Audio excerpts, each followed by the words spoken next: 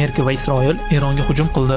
Bunga javoban Eron Amerikani O'rta Sharqdagi harbiy bazalariga bomba tashladi. Oqibatda Eronning 37 yillik rahbari va bosh qo'mondoni o'ldirildi. 240 dan ortiq odam halok bo'ldi. Eronni harbiylar qo'lga oldi va Hormuz bo'g'ozini yopib qo'yishdi. Buning natijasi dunyodagi benzin narxlari ko'tarilib, boshqa mahsulotlar ham qimmatlashadi. Lekin nega o'zi urush boshlandi?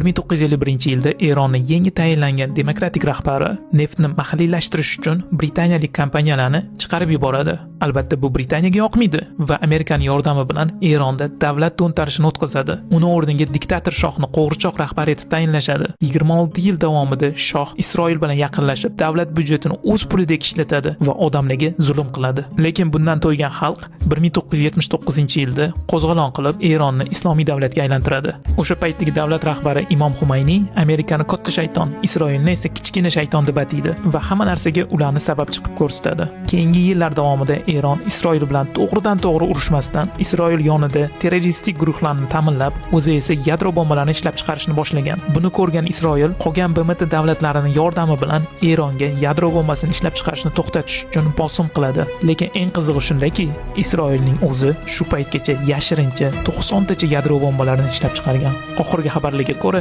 dekabrda boshlangan Erondagi ichki nizolar va yadro bombasining yaratilishiga yaqin qolganini ko'rgan